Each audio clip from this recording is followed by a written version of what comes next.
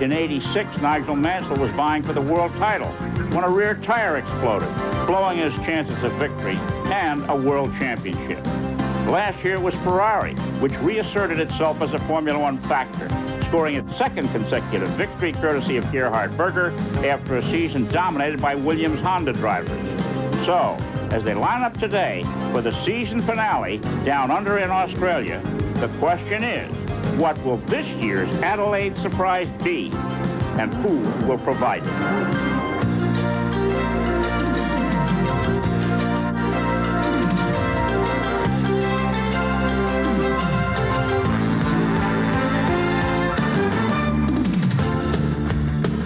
The scenery in the Antipodes as much as it is on the other side of the world. Mountains, valleys, streams, a lot like parts of the American West. And at the foot of the Mount Lofty Range, in the state of South Australia, lies the Port of Adelaide, our locale for today's telecast. Hello, everyone. I'm Chris Economaki in the Midtown Adelaide Park, welcoming you all to Down Under. We're here for the... If our director could just help me get rid of this rush of blood to the head. That's better.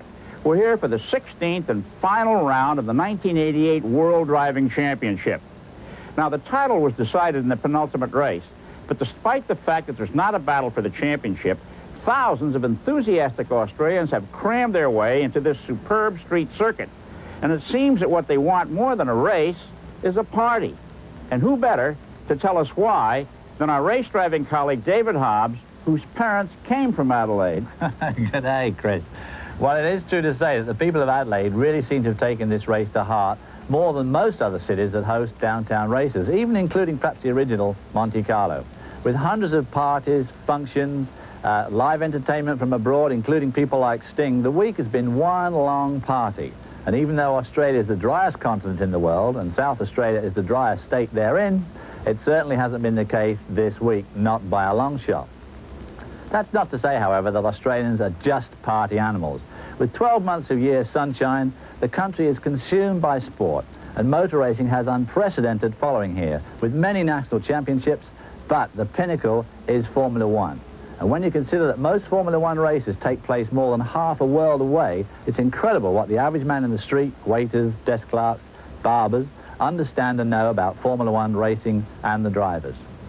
Now, the championship was decided in Ayrton Senna's favor just 2 weeks ago, but ever since the 31 cars and drivers arrived here on Friday morning from the drop of that green flag at 9 o'clock until yesterday afternoon at 2 o'clock, qualifying was one heck of an afternoon's entertainment. And Ayrton Senna just got pole by 1/10 of a second on the last timed lap yesterday afternoon from his teammate, Alan Prost. To tell us more about it, down in pit lane is John Bisignano from our air-conditioned booth down to John in the pits. John? Thank you very much, David. It certainly was a very exciting run by Ayrton Senna in the closing moments of qualifying. But not all the competition is just among the McLaren drivers. There have been 17 drivers this year scoring points within the World Championship, and all but 3 can vastly improve their season-long positions here in Adelaide. So yes, there is a festive atmosphere around this track, but down in the pits and paddock, it's 100% business. Also in the Constructors' Championship, the first 3 places are secure, but that number 4 spot is open to 4 different teams.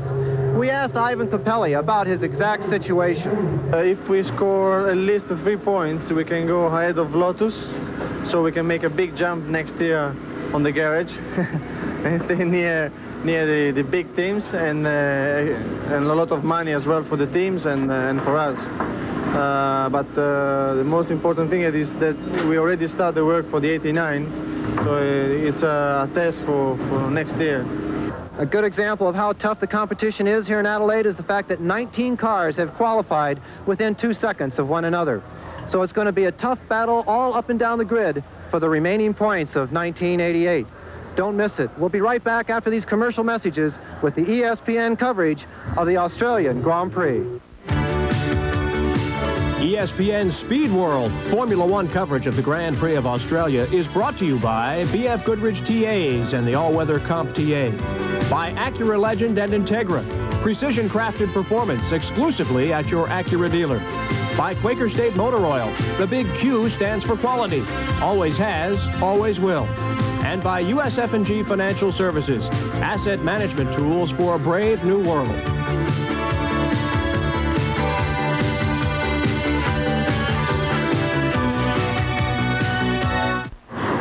Veterans Day is called Remembrance Day here.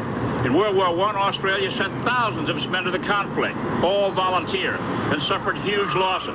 A downtown park display vividly commemorates these losses, while at the track Friday, activity was suspended at 11 a.m. as Last Post, Our Taps, was played. It's quite a circuit here in Adelaide. You'd never know it was a temporary circuit in a beautiful park right close to the heart of downtown Adelaide. And his views from the qualifying runs that were held Friday and Saturday, they were excited and hard-fought, particularly among the top drivers. Now, it's been traditional for ESPN announcers to make their selections as to who will win the race. David Hobbs, our colleague, how's it going to finish?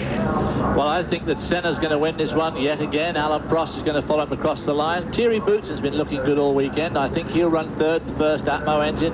Berger showed a bit of form this morning in his turbocharged Ferrari for the last time. And then Nigel Mansell and Nelson Piquet, I think, just might pick up a point here. All right, down on pit road, our colleague John Bizignano. How do you see it today, John? Well, I have to agree with Mr. Hobbs that Ayrton Senna will be the victor here in Australia. Prost second, even though he was fastest in warm-up. Mansell, the normally aspirated Williams, will be third. Berger taking the red Ferrari at home in fourth. Derek Warwick in the Arrows fifth, and picking up that last point will be Nannini in the Benetton, another normally aspirated car. All right, thank you, John. Well, I think Alain Prost is not going to let new world champion Ayrton Senna finish the season out with a win. I picked the Frenchman Prost to beat Senna today, with Nigel Mansell in third place, Thierry Boutsen in fourth, Gerhard Berger in fifth, and Alessandro Nannini in sixth place. And now, David Hobbs, this circuit here in Adelaide is truly an interesting one. It's got 15 turns, measures 2.348 miles to the lap. The second shortest circuit on the tour behind Monte Carlo. How tough is it? Well, as you said, Chris, it's one of the most magnificent temporary circuits we've seen. Now, the average speed is up a little bit. Of course, the streets of Adelaide are very wide there. You see a good map of the circuit. The bit down towards us is really temporary. That's in the middle of the park. That's the horse race course, the green markings around it. And then it goes off into the streets of town, zigzagging away through there, making up those 15 turns. Of course, it's a bit of a turbo circuit, being point and squirt like most of these downtown circuits. They're using second and third gear a tremendous amount. They only use sixth once down that long straight on the right. Brabham straight today, De Quetteville Terrace in normal life. That hairpin at the end, of course, takes them back into the park area. That's a very slow corner. Here we're coming down past the pit lane now. Going into turn one, which is a fourth gear, rapid left-right flick. Going under the bridge there, into that left-right flick, over the curbs. Up to fourth gear here, maybe fifth for some of the cars. This is Nakajima in the turbocharged Honda Lotus. Second gear here, probably hang on to second through that right-hander. Up into this left-hander, which is going to take him into Pirie Street, one of the main downtown streets. He now turns right onto Hutt Street and accelerates up here. The road here turns into a divided highway, and through this left-hander here, they've got the wrong camber because there are normally the traffic will be coming against us. And for the rain they have here from time to time, it runs off. Second gear again here as they turn onto Rundle Street. Quite a fast bit down here, up to fifth gear probably. Down to fourth, this quick right-hander. Not very many places you can pass on here. Now he's going down the De Quetteville Terrace, which, as I say, is the Brabham Straight today. At the end of here, they're getting up to about 185 miles an hour in qualifying. There'll be some passing into this hairpin, which again is first or second gear for some of these cars as they turn into the park. Two left-hand flicks here. Up the fourth gear on the exit of this one. Now we've got some very fast left, right-hand sweep up into fifth gear, and there'll be a little bit of overtaking as we come into turn number 15, and this is the last turn right before the pits. That's also the pit entry there as Nakajima completes another qualifying lap. Okay, thank you, David. And with this being not only the final race of the year, but the end of the turbocharged formula, newly crowned world champion Ayrton Senna of Brazil has again won a pole position, his 13th of the year and 29th of his short but impressive career. He whipped his Marlboro McLaren Honda around at 108.75 miles an hour to gain the #1 starting position. His French teammate, Alain Prost, was only 132 one-thousandths of a second slower. Prost will attempt to increase his record win total to 35 today. Nigel Mansell of Britain topped the non-turbo set to start third, but he'll be leaving his Williams Judd team for Ferrari next year. Gerhard Berger, last year's winner here, lines up fourth in his Ferrari. Next is three-time world champion Nelson Piquet in his Camel Lotus Honda. Piquet took a ride in a slow-moving STLL plane Friday to survey this tricky course from the air. Next is Mansell's teammate, Italian Riccardo Patrese, who will tie Jacques Lafitte in the late Graham Hill for most Grand Prix starts at 176 once this race gets underway. Next is Derek Warwick of Britain in the USF&GR starting his 100th Grand Prix. Italian-comer Alessandro Nannini is 8th. Italian Ivan Capelli in the March and Thierry Boots in the Belgian round out the top 10. Italian newcomer Cappy is 11th, and fellow countryman Kelly Alvarado, out of a ride and out of a job with Ferrari, is next. Satoru Nakajima of Japan follows, followed by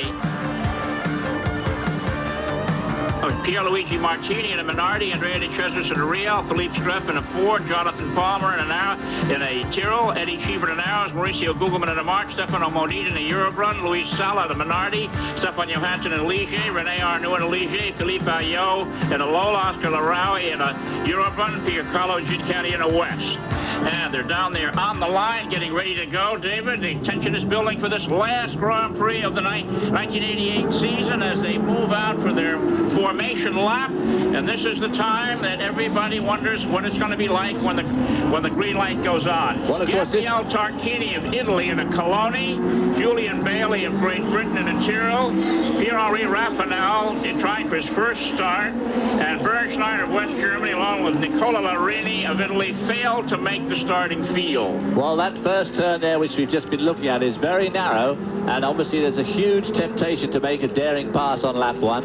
And we're coming into a section of the course now where Eddie Cheever told us to watch out very closely on the first 2 laps. We've got this right, left, right complex. He said a lot of people are going to try and make some passes there. John Bisignano's got some news for us down in the pits. John? Well, as the cars do make their form-up lap, we have the latest news on the top teams. The McLaren boys, well, the beat goes on. They say that Senna and Prost have no problems, although all the bodywork was off of Prost's car, and he did not look all that happy out on the grid. The Williams boys, Mansell and Patrese, no problems whatsoever, but they are starting with 200 liters of fuel. Now, that's a lot of weight and will certainly affect their performance in these opening laps. That's the most fuel they've carried all year long. Lotus, Piquet and Nakajima, now before they've told us everything is okay, so this time they didn't want to say that. All they need is a little luck to finish in the points. Ferrari, they are running well, but they are very concerned on their fuel. That Ferrari engine has been fuelish all year long. They will not be able to run in qualifying trim throughout the race. Benetton, Terry Boutsen had some gearbox problems. They say it's fixed. Nannini had aerodynamics problems. They are supposed to be happy with that now. Cheever is in his T car, and Warwick, he is in his race car. Now, both those cars have the engine covers off. They say they run between 8 and 9 degrees cooler with the engine covers off. Those 2 drivers will also be looking at their fuel gauges all throughout the race. March, they say they will be fine. They are not going to make this an endurance race. They're going to run these cars until they die. Look for fuel, weather, and tires at this time. No pit stops are planned, but of course the weather may change that. Back to you in the booth. Okay, thank you, John. Well, the weather here certainly has taken a change. It's 85 degrees. That's cooler than it's been Friday and Saturday. Wind is coming right up the main straightaway at about 5 miles an hour. It's 65% humidity, and it's cloudy with a 20% chance of rain, says the weatherman. Now, this change in the weather, David, is going to affect how the cars run? I don't think it'll make a lot of differences to the cars. It might have made some difference to the tires if it had stayed very hot. The humidity has obviously made the arrows in particular run a little bit warm today. They tried the engine cover trick off, but now they're lining up on the grid, and of course they're all getting pretty hot at the moment. The old heartbeat going right up as they wait for those lights to come on. You know, Ayrton Senna said the pole wasn't so good here because that's the dirty side of the track. You think he's playing square with us? Well, I don't know. The first corner's a left-hander. He's got the inside line, but of course Prost could make a swoop round the outside, but I hope not too many people get tempted to make brave starts there. Look at the heat haze coming off those turbo and non-turbo engines here in Adelaide. Well, the last car is pulling into position at the tail end of the line now. The Marlboro McLaren Hondas in the front row almost all year long. There once again, there's a sense of calm prevailing there as the engines rev up. There we go, and look at that, Alain Prost and Nigel Mansell trying to get by Paul Starter. Ayrton Senna, how about that? Gerhard Berger Berger must have made an incredible move to get round Mansell before they got to that turn 1. Unbelievable, but Mr. Prost got off to one of his best starts of the year as all 26 cars moved off the start-finish line and through turn 1 without incident. Well, only just if you call Berger clamping over the curb and just about climbing into Nigel Mansell's side as they went across on Hutt Street now. Here's that left-hand sweep, adverse camber. Prost made yet again a brilliant start. He's made some very, very good starts all this year, and this is the last race. He wasn't going to muck it up today. There's Senna getting up on the curb there. They've got some tremendous battles during the practice and qualifying sections for top honors here with the... Oh, and there's Berger going again on the curbing. He's really testing the suspension on that Ferrari, and he's staying with them, David. Well, Berger went jolly well. Now, who's that? That must be Alboreto. Alboreto's out of one of the Ferraris in the sand. Did he drive it there, or did he get taken there by the car? We don't know. But he's out of the race and out of the car. Very disappointing for Michele Alboreto, his last drive with Ferrari, and possibly his last Formula 1 drive for some time. Okie doke.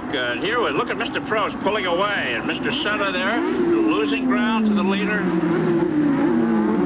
I think John Vizignano's got something to tell us about Senna's slightly dodgy start to pits. John? David, just very quickly on that start, we were standing right next to the two McLarens, and what happened was that Ayrton Senna began to creep while the red light was still on. You saw him tap the brakes right when the light turned green, so he was caught off guard. Prost got a great start. Back to you. Well, of course, that's a very common mistake to make. You anticipate the green. Of course, it doesn't go green. You lift off, but of course, no sooner do you lift off than it does turn to green. But boy, oh boy, just look at Alain Prost. Put some time, and here we're going to see a replay of that start. Senna just balked. Mansell made a great start, got down the inside, but watch Berger there, which we now can't see, of course, because you got out of the picture. He got out there in what Senna called the dirty part of the racetrack, and in one lap, Prost put over 2 seconds on Ayrton Senna. This is really remarkable. He's really got that thing percolating. Ayrton Senna's not the sort of guy you normally put 2 seconds on, but the way Senna's been going this year, I wouldn't hold my breath yet. Way back there in 4th spot is Nelson Piquet, doing very, very well. He went well this morning in warm-up. You know, all Friday and Saturday, the normally aspirated cars were right up there with the turbo cars, and now here the race has started. The turbos are really putting it on the normally aspirated cars. Which is a bit of an unusual thing to happen here at Adelaide, but of course, Nelson Piquet has got round to sign up time again with Camel and Lotus, and of course, he wants to drive for them again next year. In fact, I think it's already signed, sealed, and delivered. But even so, Nelson wants to put a bit of a finishing stamp to the season. He's had a pretty miserable season generally. Oh, now it's interesting to see how Mr. Berger handles... Senna making signals there. Senna's arm waving violently out of the car there as Berger came up behind him, right in front of the pits.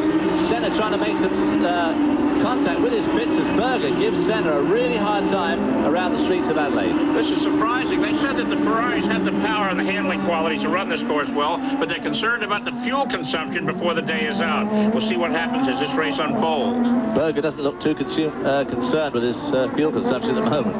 No, that's true. You get He's caught not up in the race like consumed with this. consumption in the moment. In the meantime, Prost has pulled out to 3.5 seconds over Senna. Mr. Prost is really going for it today, looking for victory number 35. And we'll be back of the Australian Grand Prix after these messages from our sponsors. Berger moving inside second place. Ayrton Senna driving down into turn 1. How about that, David? Well, Senna wasn't going to give room, but he absolutely had to as Berger forced his way past there, putting Senna right off the stroke and pulling away from Ayrton Senna. Ayrton Senna must have a problem with his car this afternoon here in Adelaide. In the meantime, Senna's 5.5 seconds to the good out in front. Mr. Berger had some bad news this week. People in Austria, his home country, must serve 1 year in the national service. And the government of Austria has told Berger that they don't care what he does for a living. He's got to put his year in and given him a deadline. And he may have to take next season off. And so he's trying to make his last race of 1988 really look like a good one. Which, of course, would be absolutely disastrous for a racing driver of his caliber and his standing. To lose a year in this incredibly competitive environment would be pretty nearly the kiss of death to his career, I would think. Well, there we can see the interval, 5.5 seconds between leader Alain Prost, the second place Gerhard Berger. Ayrton Senna is third, Nelson Piquet is fourth. Patrese has passed Mansell for fifth. The two Judd cars are the first free breathers. Those will be the cars we see racing next season. This is the last race, as we said before, before for the turbocharged cars, and it'll sort of be sad to see these brutally powerful cars put on the shelf. It'll be very sad. It's been a great era the last 10 years. It started off in France with the Renault Turbo, but the people that really capitalized on it in the end were the Japanese with the Honda motors, first of all in the Williams, and now in the McLaren Hondas and the Lotuses. And here we see best lap. Berger now turning the fastest lap of the race early on at a 1:23 minutes, which is about 101 miles an hour. Fairly well off the pace as yet, but of course these cars are still loaded down with a lot of weight of fuel. Well, Berger has now knocked a second off the interval that has been established by Alain Prost. The spread between first and second now being 4.8 seconds. So Mr. Berger is on his way. Well, he wants to put on a good show, of course, or not that he has to. He's already signed for Ferrari for next year, and Prost is pretty safe with McLaren. But it's nice to see Nelson Piquet going so well. And Patrese, of course, is going to stay. He's running in fifth spot. He's staying with Williams next year, so he's doing a good job for his new employers next year. Well, that's true. It's tough for Michele Alboreto to finish up his year with Ferrari this way, out of the race so soon. And as I said, he's out of a ride, out of a job, and maybe out of the sport. No one seems to want the man. He's had an offer from one of the newer teams planned for next year that's going to have to pre-qualify. And we'll talk about that later. And Mr. Alboreto doesn't want to go through that exercise, it seems. No, he certainly would not. A man of his standing shouldn't be forced into a situation like that. But Grand Prix racing is the most competitive in the world. And there's only 26 spots to go for, and the 26 spots at the moment look to be pretty full for next year. It's going to be very tough for anybody that wants to break in there. Well, the leaders are in their fifth lap. This is an 82-lap contest. Standard Grand Prix distance of around 200 miles, and the crowd here is really huge. This race is something else in this great town of Adelaide in the state of South Australia. They're really gung-ho for the event. There we see the gap, 4.169 seconds between Berger and Prost on the last lap. So it is gradually coming down, but I certainly wouldn't be too worried if I was in Prost's boots. In fact, nothing seems to worry Prost too much. As he serenely goes on his way here down the Brabham Straight, the longest straight here, getting up to, in race trim, about 178, 179 miles an hour. You know, Alain Prost got off to a great start. We asked him before the race got underway why he's pushing so hard here in Adelaide. There's two reasons. First of all, it's the main reason is because I always drove that way. I mean, I'm not concerned about the championship.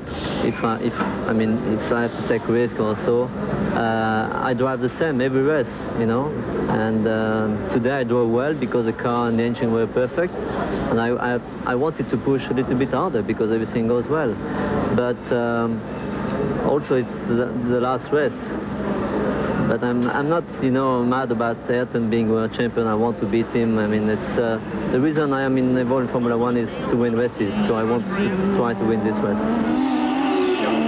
With the field for the 1988 Australian Grand Prix strung around this racetrack, it's Alain Prost for McLaren leading, Gerhard Berger for Ferrari, Ayrton Senna for McLaren third, Nelson Piquet for Lotus fourth, Riccardo Patrese and Nigel Mansell for Williams in the next two positions, and then it's Ivan Capelli for March, Alessandro Nannini for Benetton, Derek Warwick for Arrows, and Alex Campy for Dallara in the top 10 positions right now. Well, the gap between Berger and Prost is coming down, nearly just over half a second on that lap.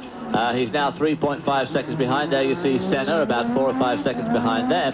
And right behind them is a very interesting battle for those next places between Piquet, Patrese, Mansell and Capelli, which unfortunately we're not seeing, but there's nothing we can do about that as we watch Berger sweep through the park here. Well, Berger was the winner here last year. He won the last two races of the 1987 season and knows this racetrack. And look at this. Look at the skid marks on the straightaway there, David, where they all spun some wheels getting off the ground. Start. The most exciting wheel spinning of the weekend was a truck on Thursday. They had a racing turbocharged truck, and it did some wheelies on the pit straight. And you've never seen smoke like it. It was like a destroyer in World War II. It was quite incredible to watch. Well, the interval now between leader Alain Prost here in car number 11 and Gerhard Berger in the red number 28 right there is 3.5 seconds. And Berger has again put up the fastest lap. Well, I think that Nigel Mansell, of course, is joining Berger next year in Ferrari, and I think that old Berger next year in the normally aspirated, when everybody's in the normally aspirated trim, Berger is undoubtedly one of the top 3 drivers in the world at the moment. And if he was in a McLaren, if he'd been in a McLaren Honda this year, Berger would have won a lot of races. I'd be hard put to say that Ayrton Senna, even though he is definitely the man of the moment, is much quicker than Gerhard Berger. Gerhard Berger is an incredibly quick driver. Let me ask you something, Tim. Ayrton Senna's back there in 3rd place now. You think there's something wrong with his car, or is he pacing himself? I don't think he'd pace himself that much. I'm sure that there's something just slightly amiss with his vehicle. What it is, I don't know, but even so, being even slightly amiss, he's still running in a pretty strong 3rd. Piquet doesn't seem to be making much ground on there. Piquet's about a little over 3 seconds behind Senna, but the interval now here, 3.3 seconds between leader Alain Prost and 2nd place Gerhard Berger, Senna 3rd, Piquet 4th, Patrese 5th. We'll be back for more of the 1988 Australian Grand Prix after these messages. Welcome back to Adelaide and the 1988 Australian Grand Prix. Chris Economaki with David Hobbs and John Bizignano. With 9 of 82 laps complete, our leader is Alain Prost over Gerhard Berger. Race fans were shocked at the fact that the Detroit Grand Prix of the United States had been taken off the 1989 schedule. Our question of the week for management here in Formula One was, why will there be no Formula One Detroit Grand Prix in 1989? Because the promoter wasn't prepared to comply with the request of the FISA, the safety request of the FISA, to bring the circuit up to the specification required for a Formula One race. I think I would like to have been a fly on the wall at the meeting that decided that Detroit wasn't going to happen for Formula One Grand Prix next year. I don't really know what the reason is. What I do find the most surprising thing about it is that Detroit should downgrade its race to a national formula where all the cars are built in England, all the engines are built in England, all the transmissions are built in England.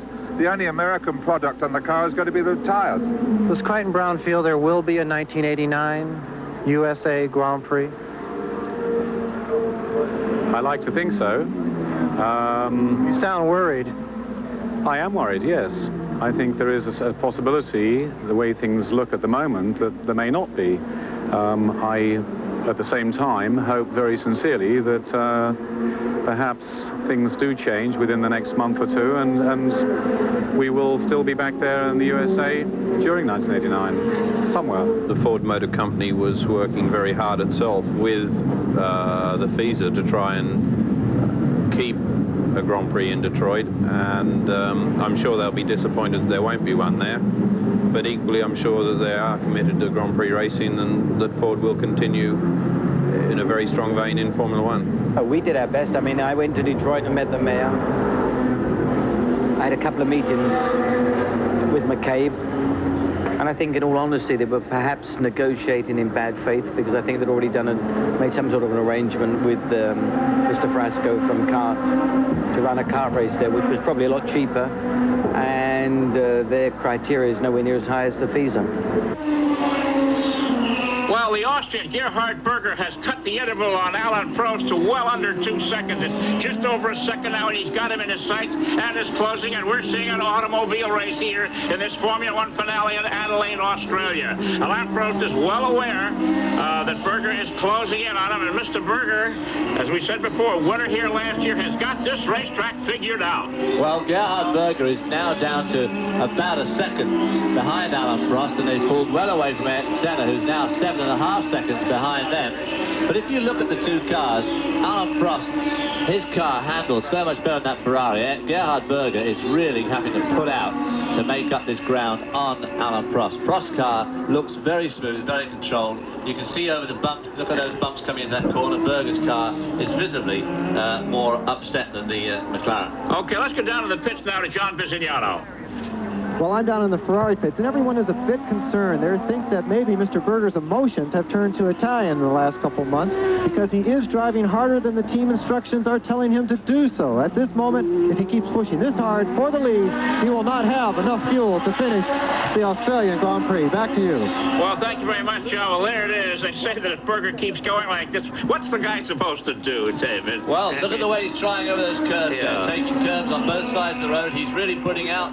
But, you know, he wants to win a race. He's had one win this year, of course, the Italian Grand Prix at Monza. What better for a Ferrari race, a Ferrari driver to win than the Italian Grand Prix?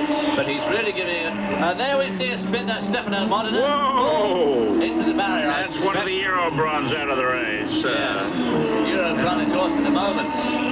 Next year's all changing completely. Oscar Larori will not be driving in Formula 1 again, I don't think. Modena, of course, is trying to get himself a better drive somewhere. Probably deserves it. You know, for a temporary circuit, the asphalt here is really great paving for racing. A good tractive quality, no bumps, and quite clean. I tell you, the management here, David, has really impressed me. They have magnetic sweepers that they not only use on the track itself. Here's a replay. They just got in there. Too much front brake, maybe? Right behind Eddie Cheever. And, of course, that's René Arnoux in front of Eddie there. The Eurobrun disappears, I fear, permanently from this race. Look at the curve there. Old Berger's using all the curve everywhere. She really tries to wind He may run out of suspension before he runs out of gas. Yeah, and old Al Prost, I don't know how cool. Now, there's one thing that Alan Prost won't do, and that is react to a challenge like this if he thinks he's going to run out of fuel. The laps that you see on those pit signs are the number of laps that remain in the race. They said to the driver to let him know how far he has to go. Berger's really getting on the curbing there. These curbs are made to the FIA specifications and are the same way on most of the circuits around the world. Except most of the American circuits that we use in IMSA. I wish that some of the officials from the States would come over and just look at how these things should be done, because we race in some pretty appalling conditions in the States. And these sort of curves would make life so much better for everybody. David, for this situation here, the air off the back of Prost's car, is it helping Berger or is it getting in his way? Well, he's not quite close enough for it to be doing either. If anything down this straight is helping him. But if he gets much closer and then starts following through the corners, it'll definitely hinder him because it'll take away ground effect, it'll take away downforce. Okay, so Gerhard Berger right there now. He's in a position to make a move, and make it he does on the inside. It's the second time he squeezed by a McLaren on the inside. A lot cleaner than his pass of Ayrton Senna, and we've seen the McLarens put back to second and third place now. And Ferrari, once again, winner in Monza, out in front in this, the final Grand Prix of 1988. Gerhard Berger has taken the lead. Here it is again. There we see it again, and look how Alan Prost, I mean, he knows the guy's got the corner, and he makes no attempt at banging wheels. He just lifts off fractionally and doesn't lose anything like the amount of time coming out of the corner that Ayrton Senna did in the same circumstances. It almost looked like he let him by. He did let him by, yeah. He knew what he was. Once he was alongside him and got the corner. You think that they know the Ferrari's going to run out of fuel? Well, Alan Prost is very clever, you know. His head is in there thinking that maybe he's going to run out of fuel. Okay, with Gerhard Berger, the new leader of the Australian Grand Prix, and Alain Prost move back to second, Ayrton Senna third. We'll be back for more of the exciting Australian Grand Prix after these words from our sponsor. Welcome back to Adelaide to the 1988 Australian Grand Prix. Chris Economaki with David Hobbs and John Visignano. With 15 of 82 laps complete, our leader is Gerhard Berger of Austria. Now let's have a replay of what happened here just a few moments ago. Coming out of a corner, David. There's Altieri Bootsen getting it all wrong for a change. Not like him at all. He flicks it round, selects first gear, and rejoins the race, having lost, what, 4 spots there? Okay, Top Rank Boxing, Tuesday, November 15th at 9 o'clock, 2 hours from the El Cortez Hotel in San Diego, California. The NABF Heavyweight Championship for 12 rounds, matching Orlin Norris, the champion of San Diego, California, 19-1, an 8 knockout record, versus Jesse Ferguson of Philadelphia, 16-4-1 with 11 knockouts. Tuesday at 9 o'clock, live from the El Cortez Hotel. Well, that little spin just pushed Bootsen right back into 13th spot, so he won't be a happy man at all, and nor am I, because I chose him to come third in this race and I gave him strict instructions just a few moments ago that there was a lot resting on this, but he has not taken any notice at all as Berger sweeps away. Now got a 1.5 second lead on Alan Prost in this, his third, looking like he could be running for his second consecutive Australian Grand Prix win.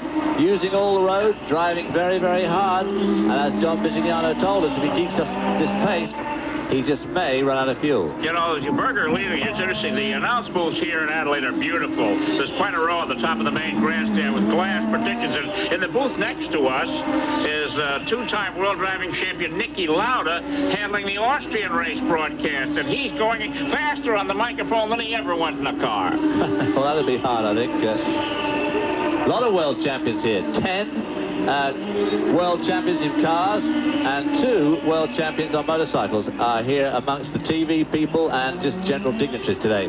Oh, there's Jonathan Palmer out of the race. That's disappointing for him. His last race with Tyrrell this year, although I think he's going to drive for Tyrrell next year. And that'll be disappointing. There's we see Nelson Piquet being hard-pressed by Patrese.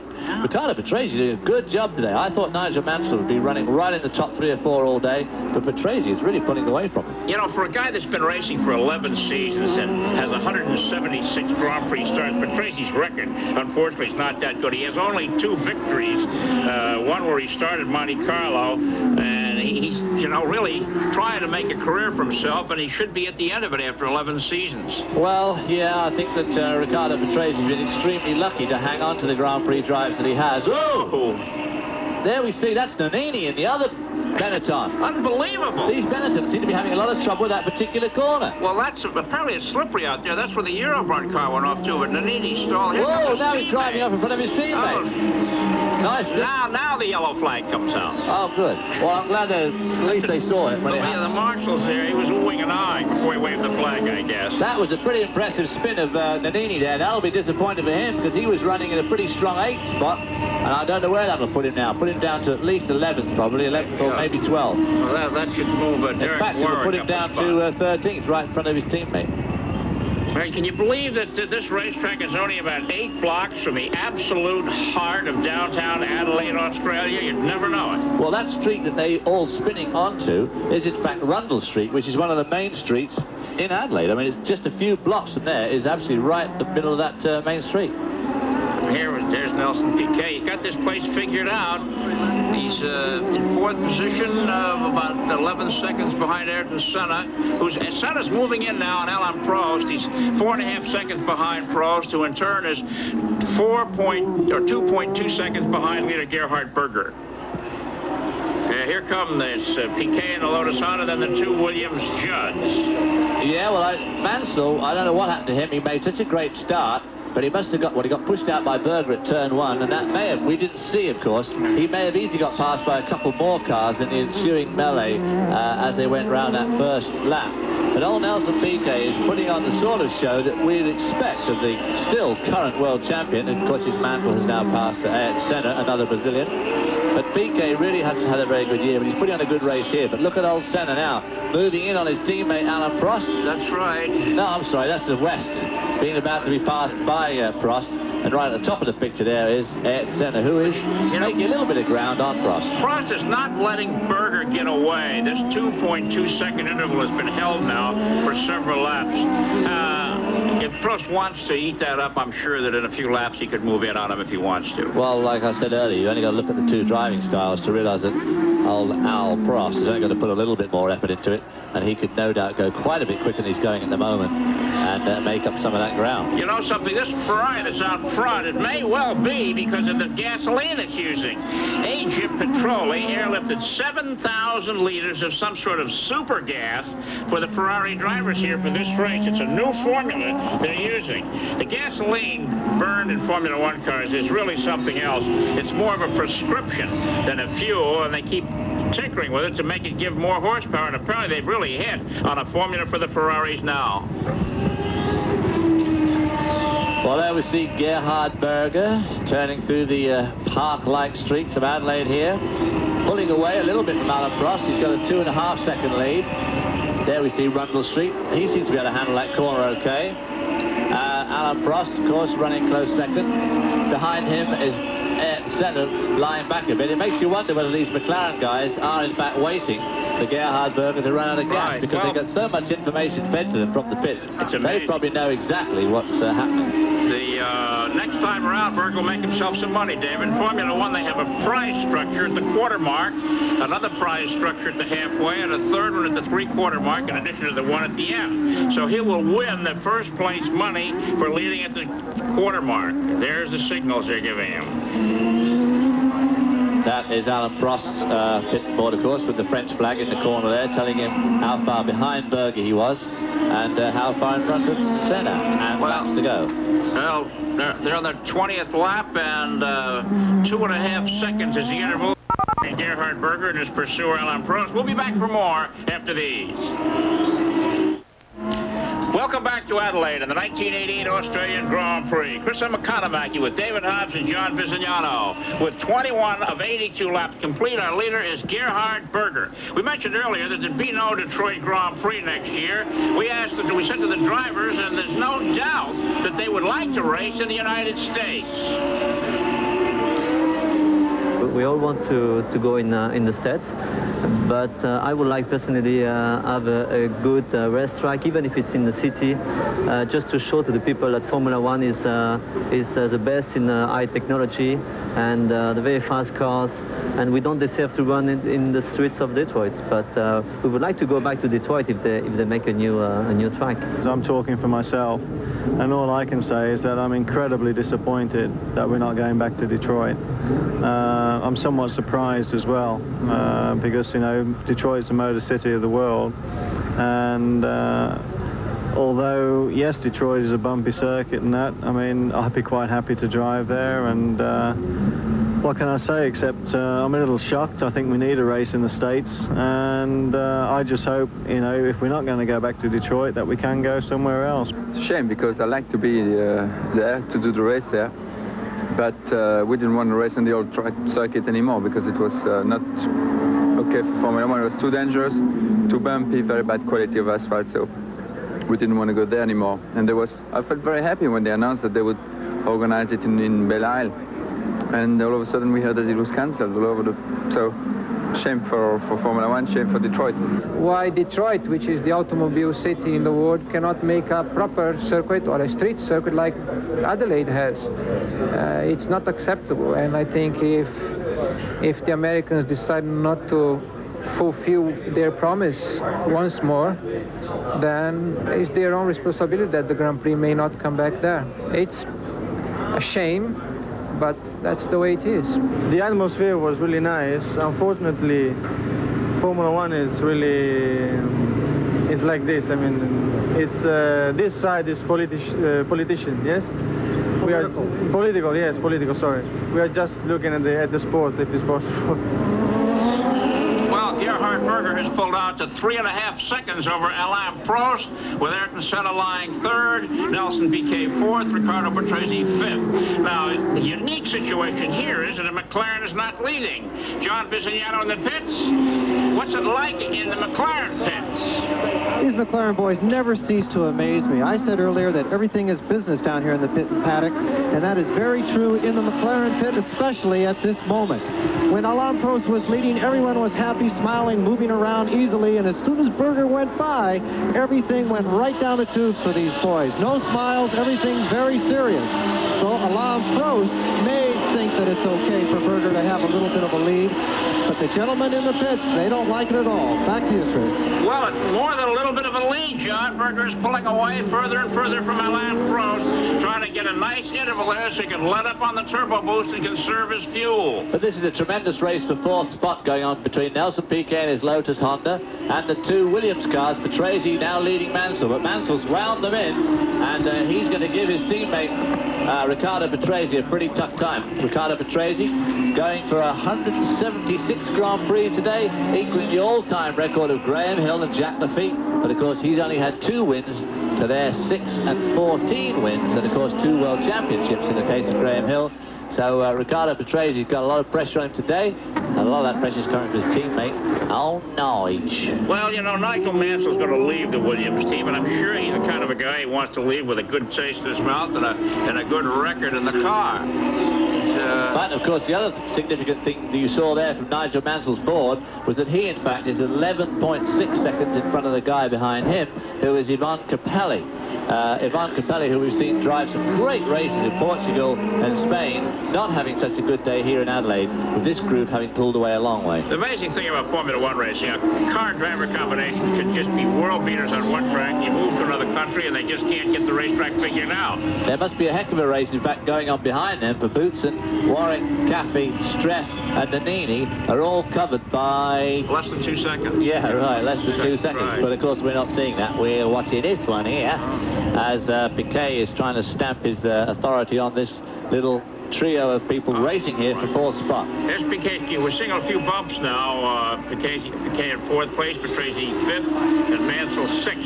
Now there's the interval. Prost is 3 seconds behind Berger, and Senna is 10 seconds behind Berger. All right, let's go back to John Visignano down on pit road. Chris, I don't think you had it on camera, but Nannini and the Benettons came into the pits very quickly. On our watch, we had it as about a 9.6 stop. He took on 4 tires. I think that earlier spin he had out on that slippery part of the circuit may have caused a bit of a flat spot. We will inspect the tires and get back to you with an exact report. John, you might check on it if they're putting the same tires on the car that they took off, because we've had several spins today. It looks like the tires aren't really getting that kind of a hold. We'll try and get a hold of Lee Gog and get an exact report on that also, Chris. Well, of course, these 3 guys are putting on a good show. It is true to say that Lee Gog said to me earlier on, if these guys make a mistake or do have a spin, they probably will certainly have to change their tires because it could lead to some blistering. Okay, Gerhard Berger in traffic. How about that? The leader gets spun out by Rene Arnoux. Mr. Arnoux, the track is an unbelievable accident right here. Oh, my. Both engines are stopped. And no, the McLarens go back into 1 and 2. Gerhard Berger's left front wheel was definitely deranged there. He will be absolutely furious. Yeah, Rene Arnoux does this time and time again. But, you know, Berger should have known better than to go inside of Rene Arnoux there. I couldn't... Here it is again. Let's take a look. In fact, you see, really, that is still very definitely Arnoux's corner. Arnoux had the corner. Gerhard Berger should never have tried that, especially with Rene Arnoux. That was dumb. I mean, the dialogue after the race on this will be interesting. I wish the camera would stay there. Look who's winning yet again. Yeah. I'm amazed to see these two aren't punching it out, actually. You know, they don't speak each other's language in more ways than one. Oh, my. That World Driving Championship event here, and a couple of guys are banging around like you do on a stock car track in the States on a Saturday night. Well, driving like a couple of Formula 4 drivers you'd expect to drive, trying to get into Formula 1. Not like a couple of guys who've made the pinnacle. And Arnoux, of course, in particular, oh, well, you can't hardly blame Arnoux. He really did have the corner. I guess he thought that Berger would wait. It wasn't as if Berger was under any real extreme pressure. I mean, the guy had a 4-second lead. But yet again, of course, that makes the little frog, Alan Prost, a leader of a Grand Prix. Looks like he could well win his 35th Grand Prix, nearly 10 more than the next guy. It seems but 5 minutes since he was trying to equal Jackie Stewart's record of 27 wins. And here we are just 1 year later, he's nearly won 10 more. 35 to 27. So the excitement builds here in Adelaide, Australia at the 1988 finale of the Grand Prix season. We'll be back for more of this in a competition after these messages. This ESPN Formula One technical report is brought to you by USF&G Financial Services. Asset management tools for a brave new world. It's very important for a Grand Prix driver to be able to actually change the setup on his Formula One car on the circuit during the race. Now, the Cortils Tyrrell drivers, they have an advantage of being able to alter both the front and the rear suspension. For the rear suspension, there is a lever right inside the cockpit that if you move this forward, it makes the rear suspension a little bit more soft, give a little bit more play in the tires and the suspension. That would help to cure an oversteer situation. Also, a bit of fine-tuning is to be able to adjust the brake balance from the front to the rear. Another turn of a knob actually makes the driver in control of this fine-tuning once again, not in the pits, but on the circuit. To be able to adjust the environment of the Formula One car to what's happening on the track is absolutely paramount to a driver's success in Formula One. Welcome back to Adelaide and the 1988 Australian Grand Prix. Chris Economaki with David Hobbs and John Visignano. With 28 of 82 laps complete, our leader is Alain Prost over his teammate Ayrton Senna. With Senna, we asked him before the start of the race if he was out to win this race. I'm going to try, of course, and I think providing we and Alain have two good cars with no unexpected problems, which can always happen, both on the chassis or engine side, we probably should have a very exciting race and a good fight to finish the season in a great style. I wonder if that mistake by Gerhard Berger is going to affect him when he goes in the Austrian Army. Do you think they'll give him a truck to drive? Certainly make sure he goes in the Austrian Army, I think, for start-off. That was the most extraordinary thing for him to do. But, of course, he was rather given the Italian Grand Prix on the plate when Senna made a terrible mistake of trying to rush down the inside of Jean-Louis Schlesser. And I guess now it's been repaid back. That's right. Let's go down to John Visignano on pit road. We are in a very sad Ferrari pit at the moment. Everything here has gone very quiet, and they are beginning to actually pack up for the last race of the 1988 season. On the tire situation, Nannini in the Benetton, he flat spotted all four tires. I didn't see a lot of tire smoke during the spin, but it seems like when the cars go sideways here in Adelaide, they do damage the tires. That's all he took on were 4 new tires, no other work done on the car, and they were of the exact same compound. Now again in the tire situation, both Lotus and McLaren are looking like they could be setting up for pit stops. So we'll keep a close eye on all the tires up and down this pit. Back to you, Chris. Thanks very much. You know, David, in the top 10 positions, there's only 4 turbo cars. The top 3 at Warwick way down at 9th place. Getting back to the Ferraris, even though they were 4th and 12th in the lineup, they were the fastest on the high-speed section of the track here at 183 and 182.4 miles an hour.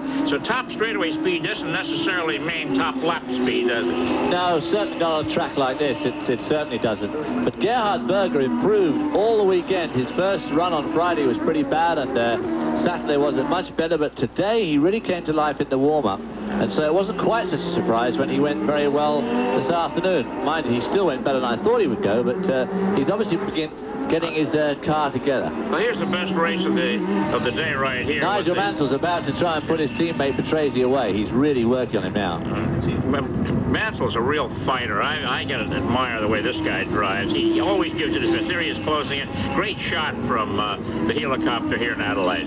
He's obviously not got...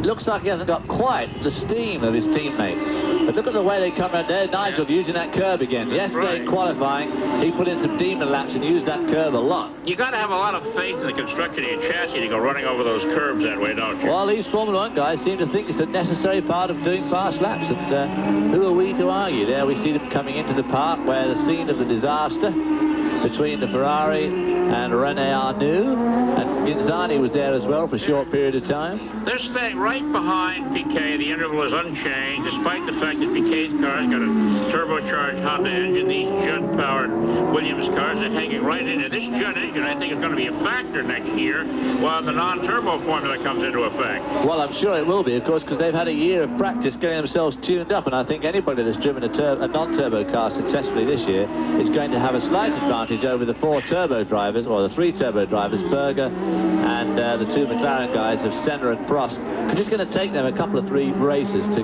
really come to grips, I'm sure, with racing a non-turbo engine, which is very different to a turbo, different technique involved. Well, you know, an interesting battle here that we don't see is the fight for constructor points. The Lotus team and the Williams team are tied in constructors' points. And, of course, that's important. They're tied for 6th place in the constructor battles. Well, of course, now Piquet will score points, and so will both Patrese and Mansell, so they'll still go in tied, I think, if they finish like they are now. Of course, if one of those Williams gets around Piquet, it'll make a lot of difference to the constructors' points. With Nigel Mansell in 5th position, it's appropriate to reveal what he said before the start of the race about the Adelaide Street Circuit. Yeah, I mean, bearing in mind I haven't been here for 2 years because this time last year I was in hospital. Yeah, it's a lot quicker than I can remember, and it's a lot harder too because it's very dusty. Obviously the climate here is very hot and sort of wind blows a bit, so you get a lot of dust on the circuit. But very exciting track to race on. Okay, with Alain Prost leading his teammate Ayrton Senna after 32 laps of competition by almost 5 seconds. It looks as though the McLarens are going to have a 1-2 finish in the 1988 Australian Grand Prix, barring any problems. Well, he's actually leading it by 6.3 seconds. And has obviously pulled out a bit of time in that last lap somewhere, because maybe Senna got held up in traffic. But as we saw before at Japan 2 weeks ago, Senna in traffic is like a knife through a hot knife through butter. Piquet has fallen 22 seconds behind Ayrton Senna. Plus 6.3. You see the Senna on his board. It's amazing how these intervals change from lap to lap. Now he's coming up, of course, to Lap Nannini and Cheever, both of whom, of course, are struggling for their own race here. Nannini having made a pit stop. I'm sure it won't be quite as easy to get by them as you'd like. Exactly. They're not exactly slow pokes here. This is going to be interesting for Prost, and of course, here's a chance for Senna to close up. Oh, and Nannini makes it really easy. That's well good. Well done, Alessandro. Let's see if old Cheever does the same. Eddie Cheever, of course, sporting a new haircut this weekend, along with your commentator David Hobbs, if you could call them haircuts.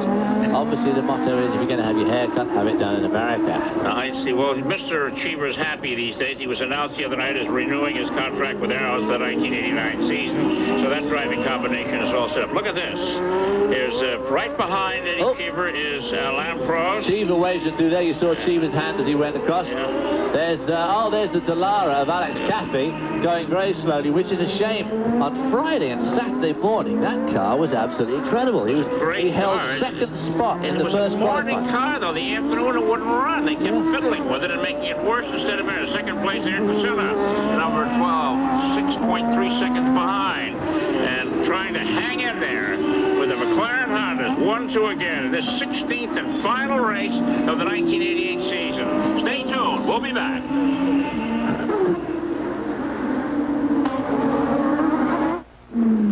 If you're a racing fan, MotorWeek Illustrated is a show for you. The weekend edition Saturdays at 9:30 a.m. Eastern, also Thursdays at 12:30 a.m. Eastern, Wednesdays at 9:30 p.m. Pacific Time. MotorWeek Illustrated keeps track of auto racing from around the world. Every week, host Dave Despain presents highlights of the week's top Formula One, kart, NASCAR, and IMSA events, plus profiles of the men behind the wheel, auto racing news and previews of the top weekend events. Okay, this is one of the temporary circuits of the world here. Let's take a look at what it means. The temporary Formula One circuit. It began many years ago in Monte Carlo before moving to the United States, Long Beach, Las Vegas, Detroit, Dallas, and now on to Adelaide in Australia. And it is here in Australia where a new standard of excellence has been set for the temporary circuit. The organizers have done a superb job, installing a row of modern garages, one per car, grandstands seating 68,000, one of which stretches nearly a quarter of a mile. Track crossover bridges are each double two-lane affairs, one way in each direction. The three-story control tower could be from Erector Set 999, and the VIPs love the elevated entertainment suites, while team heads and race officials have their own offices, some even with landscaping. The area is dotted with fully plumbed restrooms, each with hot and cold running water. Souvenir and food stands are everywhere, and on hand to assist in control is a huge body of courteous volunteer workers, appropriately decked out in Aussie garb. And as soon as a checkered flag waves today, all this will start coming down to be put in storage for another year, returning historic Adelaide Race Park to its original form, for 50 weeks a year, a grassy horse racing venue with its magnificent old gingerbread grandstand as centerpiece.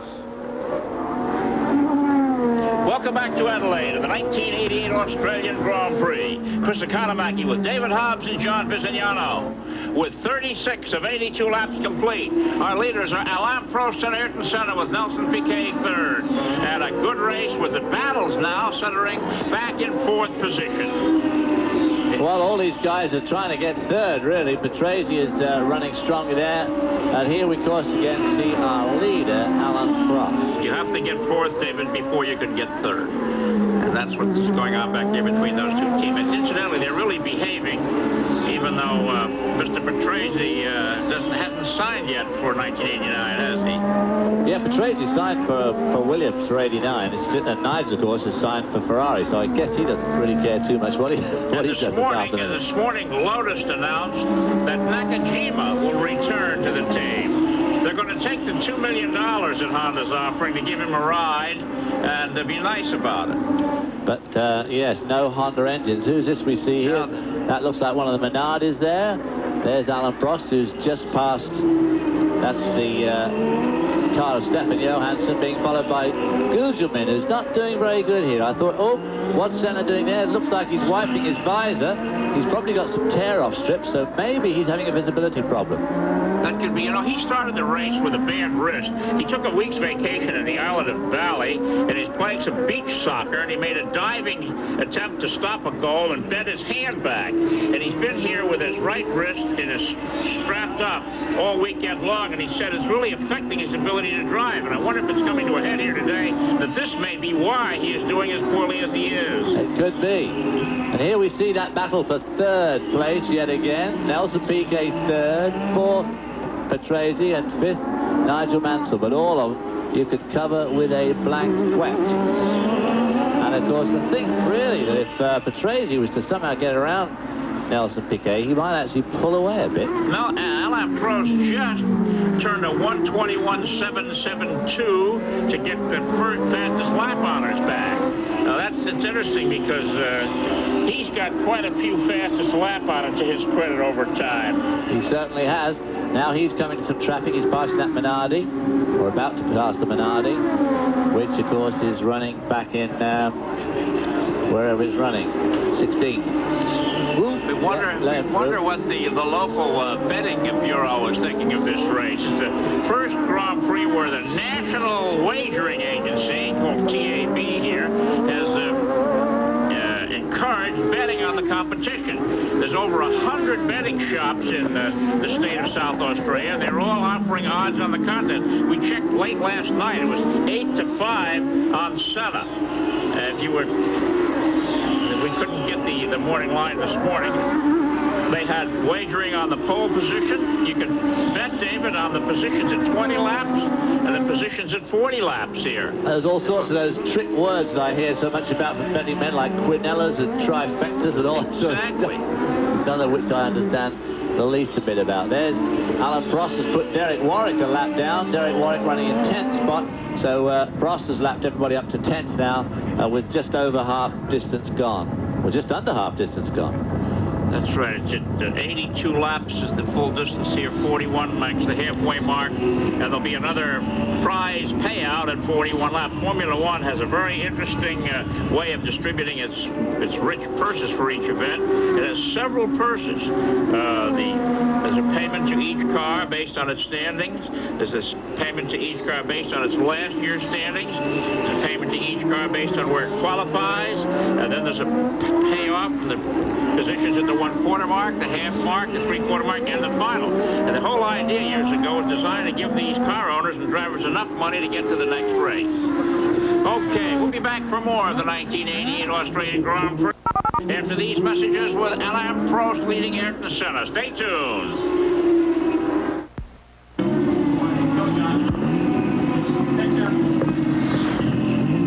John Visignano, Sergio Nakajima's down there. You see what's going on? Well, whatever it was, they took care of it in less than 8 seconds, and he's in and out of the pits. The Japanese driver, who this morning was announced as coming back to the Camel Lotus Honda team for 1989. And what an incredible waste of $2 million. Nakajima was running in a strong 18th position there, and has now dropped well and truly to the back of the field with that pit stop.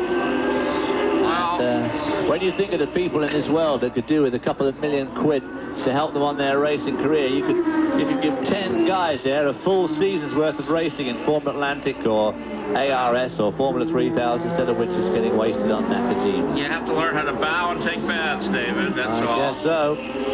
Now that car there, the yellow car that's just pulled over and put his hand up, was in fact Stefano Modena, who you and I were absolutely convinced was out of this race earlier on when he disappeared behind that wall at great speed. Well, he must have reappeared somehow.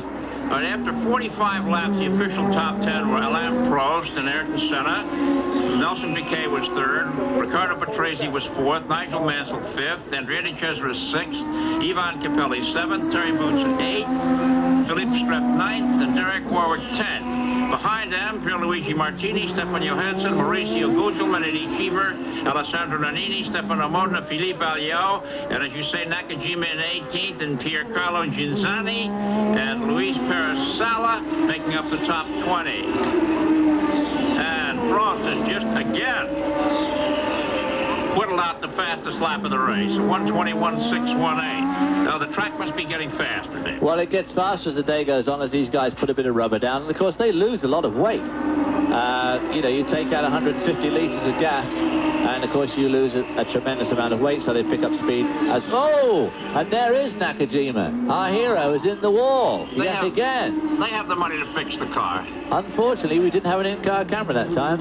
Yeah, tough break. He's getting out of the car. He looks okay. He's got the nose piece damage. I wonder if the handling of the car changed, David, after he came out of the pits. Whoa! One of the marches, and there's Nakajima on the other side. It was a little bit of a squirrely episode there. He jumps over. Two more cars. Could be cold tires, you think? Well, I think somebody spun in front of him, didn't they? But like it was one of the Minardis. It was probably Pierluigi Martini, actually. I wonder if they'll give us another show at that.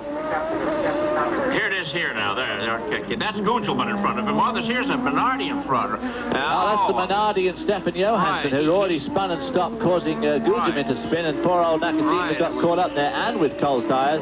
He would have been in tough shape to try and avoid that. It was like that chain reaction thing I had on the Van Wyck Expressway in August. Yes, but slightly higher speed.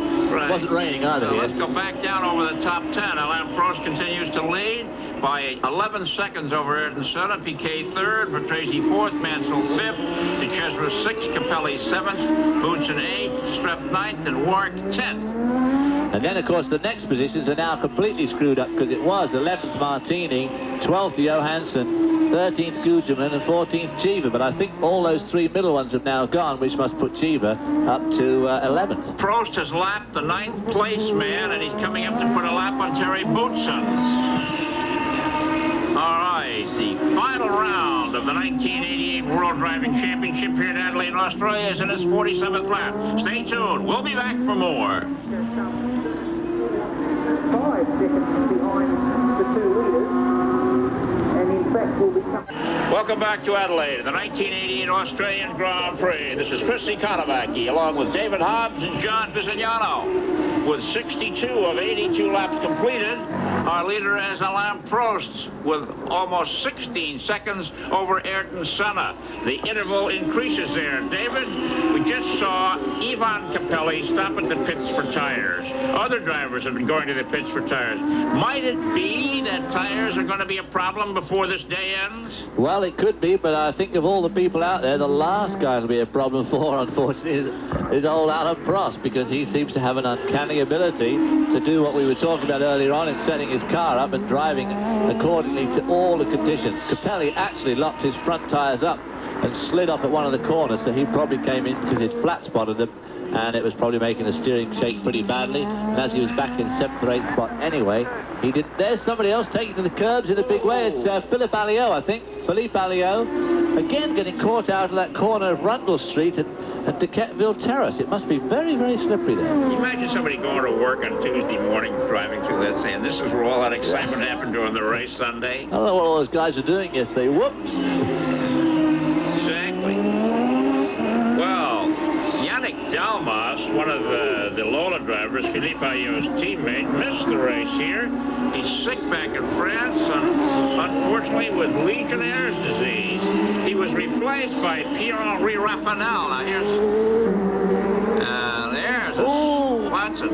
Boy, that's dirt tracking it out of that corner. Oh, yeah, but those curbs are absolutely desperate. Can you imagine what that's doing to the underside of that car? And, of course, the undersides of these cars is incredibly critical because it's where all the... race of the year, they're going to throw it away in a while. I can throw it away this afternoon now. Let's go down to John Visignano on the pits. Very quickly, relative to Mr. Capelli coming in with that march, it was the right rear that was flat. So Ivan Capelli had a problem out on the circuit.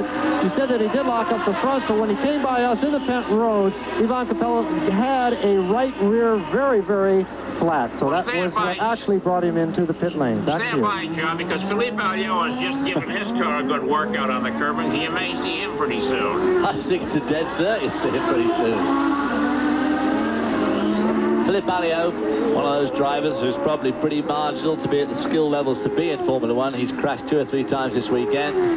The front page of today's paper here in Adelaide had a great full front page of him flying over the same curve. You know, Ayot has got some great pictures from Mexico. He's got a great one. Absolutely, yeah. He hit the wall in the worst crash of the year. The crash test of the century, and there's Nannini again, spun again. Nannini not having a good day at all. Not having a good day at all today, young Alessandro Nannini, who's put on some stirring drives during the 88 season, and I'm sure he's now looking for... Oh, Philip Streck just whistling around the back of the car there. That was a bit close to that Marshall. You know, these workers are all going to resign tomorrow morning, I think. They're coming too close. Well, of course, we have a lot of debt to be paid for guys like this. They're all volunteers, and they do a tremendous job. There's Nelson Piquet now got Stefan Johansson between himself and Nigel Mansell. A bit of a gap opened up between himself and Mansell in that car. And with just a few laps to go, the race is running down now. Maybe Piquet is feeling just a little bit more happy. Well, 24 gear shifts a lap for this racetrack here in Adelaide. That means that Alain Prost, when he pulls into victory lane, will have changed gears not quite 2,000 times in something less than 2 hours. That's a lot of work. It's a lot of work on the hand. A lot of blistering takes place. Of course, it's very tough on the gearboxes too, obviously. Well, if you think he gets $5 million for driving this car, win, lose, or draw, I guess it's a pretty high pay for each gear change. It's a lot of money per shift, isn't it? Exactly. Whoops, look at this. And that's Nigel Mansell going off. Fine, he's going to make... oh, well and truly off too. Now, Nigel Mansell, what did you do that for? Something there that's setting these guys off. The track is obviously getting slippery and slippery. He'll be upset about that. Now he's hurt himself. Yeah, he came into this race with a dodgy left wrist, didn't he? His wrist in Japan and his knee in Australia. Just like Japan last year. Similar sort of crash, flying through the air and backing into the tyre wall. I've no doubt we'll see that again in replay. They're taking him away there, holding him up. I think he's okay, but he'll be mad. I don't blame him. I wonder what, he's not the kind of a guy to make that kind of a mistake. Was that where they were fooling around with the Benetton? Did they spill some stuff out on the track? Oh, maybe.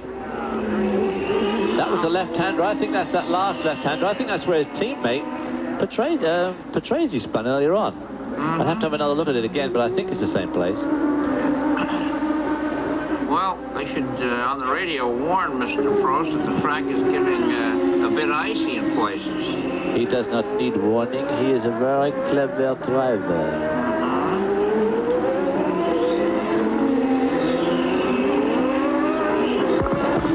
Okay, cut that corner very close, and now Alain Prost has lapped everyone except the fourth-place driver, Ricardo Patrese, and he's soon to do that. And he's got a 27-second lead on his teammate, Ayrton Senna. He also has 28 seconds. 29.8 seconds now. Okay, with the race drawing closer to the finish, Alain Prost has a big lead. We'll be back for more of the Australian Grand Prix in a minute.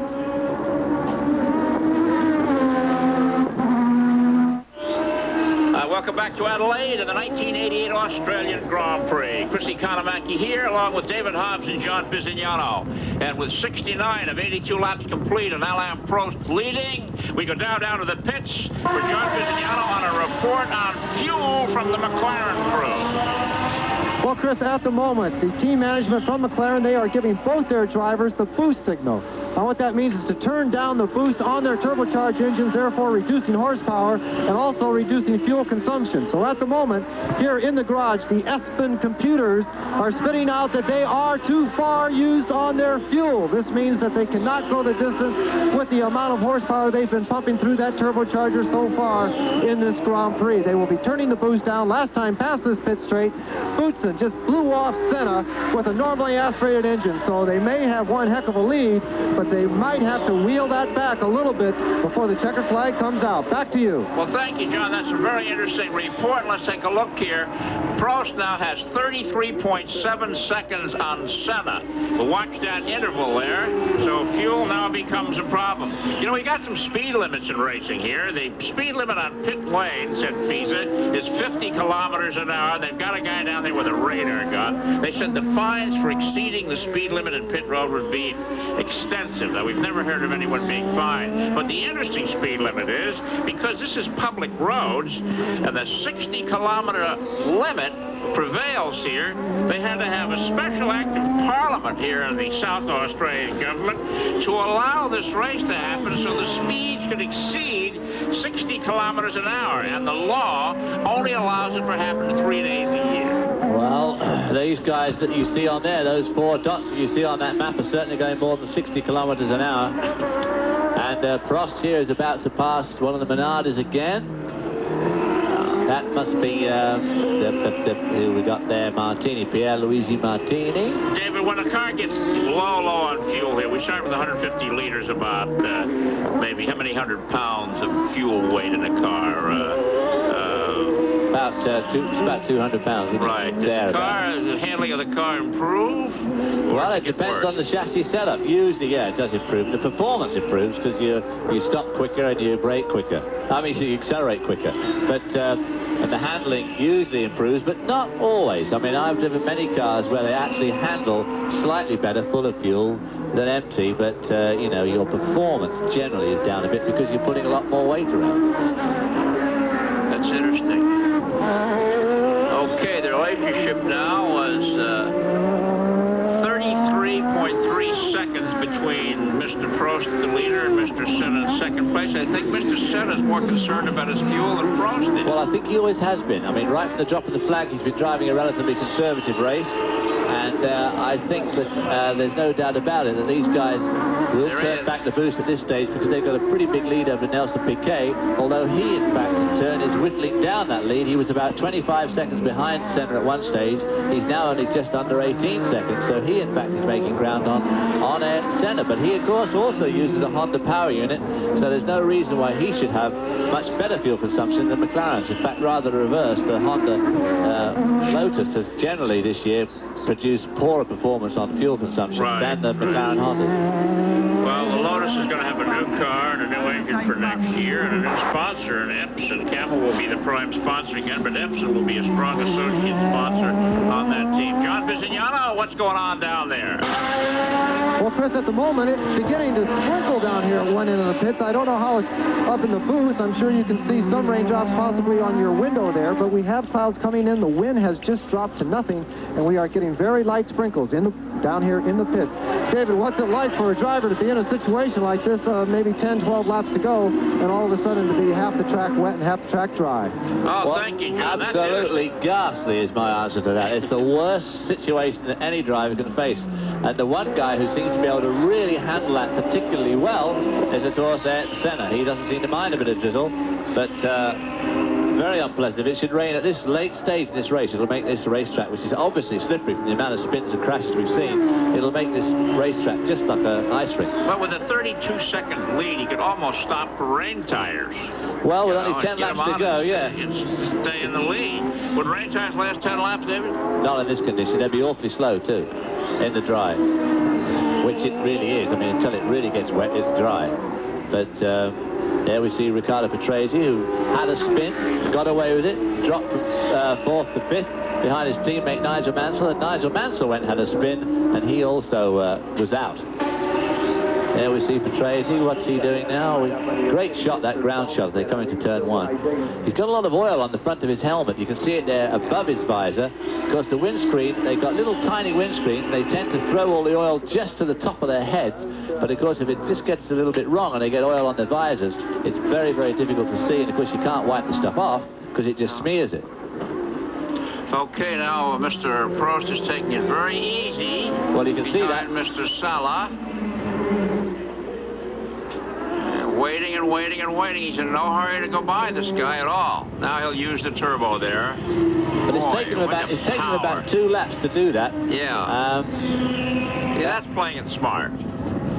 Oh, yeah. There's no point in him rushing anything at the moment. With a 30-second lead, what's he, The great American driver of the 50s, Bob Schweikert, used to say the smart thing to do is to win a race as slowly as possible. Well, that's absolutely true. And that maxim still holds true to say. And Prost is one of the absolute past masters at doing that. And I don't think that had Gerhard Berger stayed in this race, we certainly hadn't seen the last of Alain Prost. No doubt about that at all. Well, he was closing on Patrese very fast, and now he's backed off, and Patrese is pulling away. And so it tells you that Mr. Prost has really slowed down his racing car in these closing laps of this Australian Grand Prix. There you see, plus 30.4 and plus 49 on his nearest competitors. And the laps to go at the bottom of the board there. Well, with less than 10 laps to go in the Australian Grand Prix, we'll be back for the exciting finish after these. Grand Prix in the closing moments. This is Chris Economaki, David Hobbs, and John Visignano. With 8 laps to go in the race, it's Alain Prost leading Ayrton Senna, Nelson Piquet, Ricardo Patrese, Andrea de Cesaris, and Terry Boutsen. With Boutsen moving up on de Cesaris. The race is here. You see it on the screen now. There we see de Cesaris holding down that 5th place from Thierry Boutsen. Thierry Boutsen's had a bit of a checkered afternoon. He had that spin that we saw earlier on and made a great charge back through the field. He was at 18th position at one stage, and now he's come up to 6th. Ayrton Senna lying second and taking it easy. We asked him before the race if he's ever had a feeling as you did when you won the title in Japan.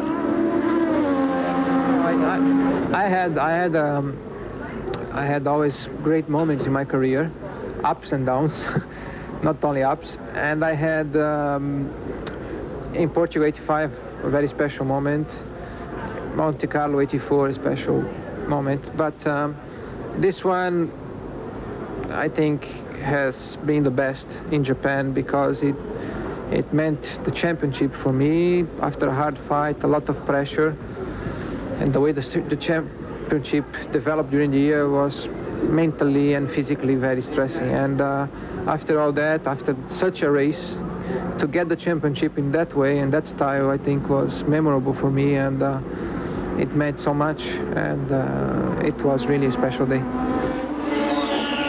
Alain Prost leads Ayrton Senna, Nelson Piquet, Ricardo Patrese, Andrea de Cesaris, and Piercarlo Genzani coast to a stop in the West Zach Speed car. Let's go down to John Visignano. About that West Zach Speed's car, it was definitely fuel as it came around the last corner. That is a turbocharged car, so the turbocharged cars are winding up with a little bit too less fuel in those tanks. He came around the last corner and it just chugged to a stop. Also, Boutsen has a broken header. Now that is not something they necessarily have to come into the pit for, especially when he's trying to get to that last point within the World Championship here. But he has a broken header, and if it stays out there too long, that could end up in a drop valve or a burned piston. So Boutsen is in trouble out on the track, but that's where they're going to leave him. Back to you. Thank you very much, John. We're watching now with great anxiety whether or not the cars up front will have enough fuel to go the distance. Remember, this year they've been limited to 150 liters, down from 195 last year. 6 laps to go here. They burn off quite a bit of fuel each lap. About 8 pounds of fuel each time around the racetrack. Well, right now, Thierry Boutsen with that broken header, which of course not only could lead to breakage, but also will lead to definitely loss of power, is going to make life difficult for him as he tries to get around Andrea de Cesaris to get another point. He'll end up with 1 point in 6th, and if he can just scrape his way in a second, that'll give him 2 more points, which will make him certainly the best normally aspirated performance of the year. The point system in Formula One gives 9 points to the winner, 9, 6, 4, 3, 2, 1. Only the top 6 finishers get points. Now here, this is a battle now for 5th place. De Jesus in the blue, number 22, Riel is 5th. Boutsen in the green, Benetton is 6th. And it's an important moment for these drivers to get those points, because in many cases their income depends on how many points they've earned. Sometimes a point is worth $10,000 to the driver. So as you can see, Thierry is very anxious to get around Andre De Jesus, but De Jesus has put on a good show today. He really has, driving very, very well in his field. We haven't seen a lot of him, but he's gradually crept up through the field. There's been quite a few retirements, as always is at this Australian circuit. The most number of finishes they've ever had here was 10. The worst they've ever had was 8. We're down to 12 this year. Actually, we're down to 11 this year already. So it looks like it could be a vintage year in Australia. No, I think we're down to 10, David, with Streff out of his car, Ginzani coasting to a stop. Bayo is the 10th place guy. And it looks like we've only really got 10 cars out on the racetrack, and here Boutsen now is breathing on De Jesus' backside. Okay. With Alain Prost now 32 seconds ahead of Ayrton Senna. We'll be back for the finish after these messages. ESPN Speed Week, Thursdays at 7:30 Eastern, 4:30 p.m. Pacific. Bob Jenkins and Larry Newber fill you in every Thursday evening on all the latest from the motorsports scene. We'll bring you the best motorsports report with highlights and features from every circuit. It's just one more reason why our racing coverage wins awards as the most comprehensive of its kind on television. ESPN, your driving force in auto racing coverage, and the gasoline is being used up. Andrea De Jesus coasted to a stop. Stefan Johansson coasted to a stop. And there's still a couple of laps to go in this 1988 Australian Grand Prix. Well, that must have been terribly disappointing for both those drivers, because De Jesus and Johansson, of course, have just had a terrible year, especially Johansson, and that would have actually put him into 6th spot and would have given him 1 point, and as soon as De Jesus stopped, then he stopped. So that puts Boutsen now up to 5th. And Alain Prost drives serenely on his way. 8 cars running. John Bizignano, what's up in the pits? Well, I hope Terry Boutsen has enough fuel. The last time out of this very tight right-hander past the pits, his engine was chugging halfway down the straightaway. Also, both McLarens, they are now short shifting and slow shifting down this straightaway. So they're definitely in big trouble with their fuel. I have never seen them both short and slow shifting at the same time. Back to you. Thank you, John David. Short shifting, what's that? Well, short shifting just means shifting earlier. Say you've got yourself an 11,000 RPM rev range, and you shift at 10 to start with, then 9, and then... How much gas does that save? Well, it all saves quite a bit, because obviously revolutions per minute are what use gas most of all in engines, plus, of course, full throttle. So you just don't keep it on full throttle so long. You shift up earlier and give the engine a bit of a break. But they don't usually leave it this late in the race to try and save fuel. These guys save fuel for the drop of the flag or the turn of the light. Normally, it's unusual for them to suddenly panic at this late stage, because if you've used too much, you can never get it back. You can never save enough, you know, if you really have run short. Right, if you get used to it, you've been extravagant about it. Oh, here we have Ayrton Senna, our second-place driver, 32 seconds behind leader Alain Prost, the new world driving champion, with 2 laps to go on this circuit here in Adelaide, Australia, that'll start to be taken down tomorrow and put away for another year. Okay. Well, it's going to be tough for Alain Prost to accept that he has lost the World Championship yet again by some minute margin, and also by some slightly odd rules. He lost the championship 2 years ago by half a point, by coming first in a race and getting 4.5 points, whereas if it had gone on for another couple of laps, he'd have been second, and they've got 6 for second. So he's had some pretty unfortunate career things happen to him. It's hard to say to a man who's had 34 or 35, could be in a minute or two, 35 Grand Prix wins. He actually should have won at least 2 more World Championships, and he's won. I think that we're looking at here today, and not so much what Alain Prost has done at winning, but why Ayrton Senna has gone so poorly today. Well, Alain Prost now is on his final lap here at the Adelaide Street Circuit in South Australia, on his way to a record 35th career Grand Prix victory, an unprecedented all-time high total. Something else, David. Absolutely, an all-time high total of wins and an all-time high total of points, too. I mean, the guy has got just that many points, you can't believe it. And Ayrton Senna is going to take a long time to catch up. Well, that's true. Ayrton Senna there is now letting his car go a little bit slower out here. Let's see, where's our flagman? We've got a very athletic and energetic flagman out on the track. He's been jumping and bounding all weekend long. He's got a mustard-colored jacket. This is his big moment. His picture will be all over the world, flagging down Alain Prost as winner. We're watching him down there in a very light, sort of mustard yellow-covered jacket and hat. And here comes Alain Prost heading around the raceway. A few more turns. There's our flagman with a checkered bunting, typical of victory in motor racing for many, many years, about ready to wave the checkered gonfalon. Here he comes. There's Alain Prost winning the last of the turbocharged Grand Prix.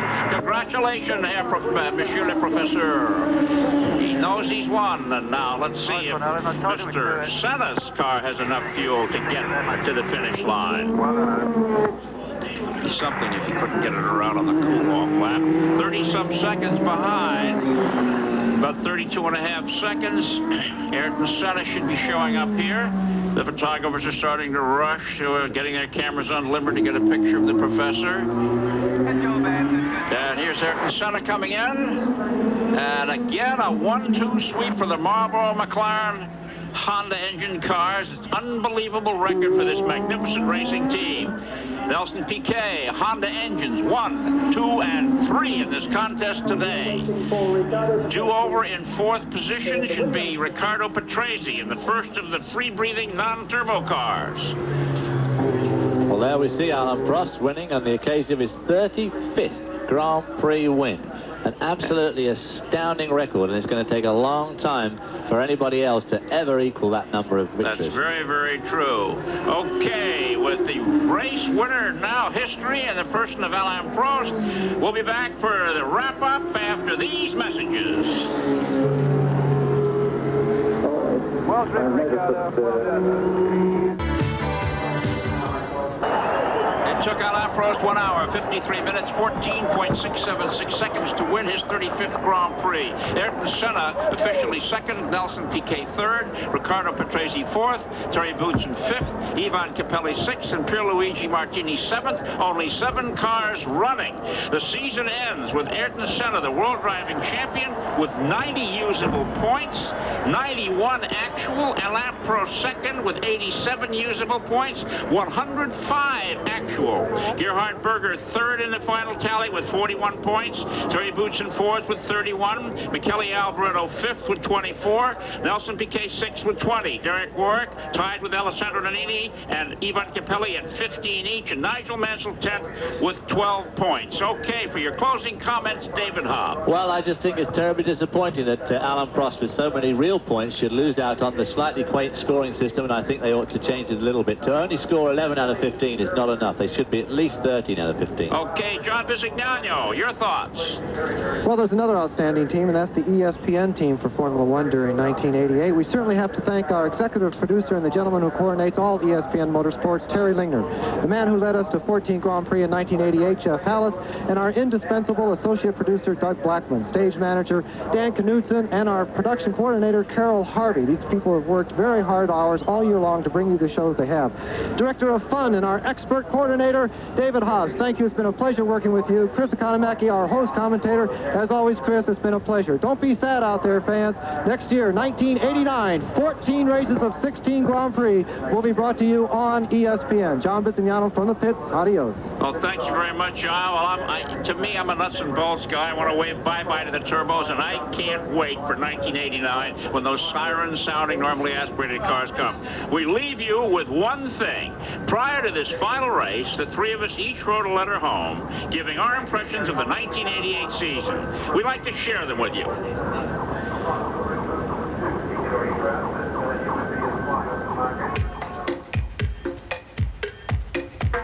Aruba, Jamaica, ooh, I wanna take you.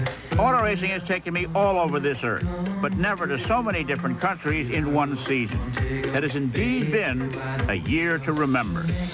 Many moments come to mind. Among those, Alain Prost's magnificent qualifying lap to capture the pole for the French Grand Prix. It was perhaps the closest anyone may ever come to the perfect lap. They don't call him the professor for nothing. In the final year of the mighty turbos, attention has focused on a select few. But there are many who toil each week just for an invitation to the party. And with only 26 spaces, we have seen the disappointment on the faces of those forced to watch their cars being sent home early. Formula One also means travel. And for those resilient enough to withstand the rigors of international travel, the rewards are many. The history and grandeur found from country to country, each with its own unique character. And to those with a penchant for food and wine, Formula One is a gustatorial delight for the palate. But it all comes at a price. The debtors, one's pocketbook, and one's waistline. My darling Pia, what seems like an endless blur of airports, hotels, and racetracks is drawing to a close for another season. But throughout all those days and events, several poignant moments remain fresh in my mind. Walking along the pit wall in Mexico, I experienced firsthand Philippe Alliot's frightening brush with death when he was flung headlong into the concrete. Luckily, he walked away from the wreckage. 2 months later, I was plunged into a sea of wild Brazilians following Ayrton Senna's win at the German Grand Prix. En route to his first World Championship, Senna was in a constant battle with teammate Alain Prost. But in Italy, he ran into another Frenchman, Jean-Louis Slesher. This not only knocked Senna out of the lead, but out of the race. And to the delight and amazement of an Italian home crowd, it was then the Ferraris that crossed the finish line 1 and 2, sparking a celebration on the front stretch unrivaled in my memory. Yes, Pia, it's been a long year, but the excitement has only whet my appetite for next season. Home soon. Love, John.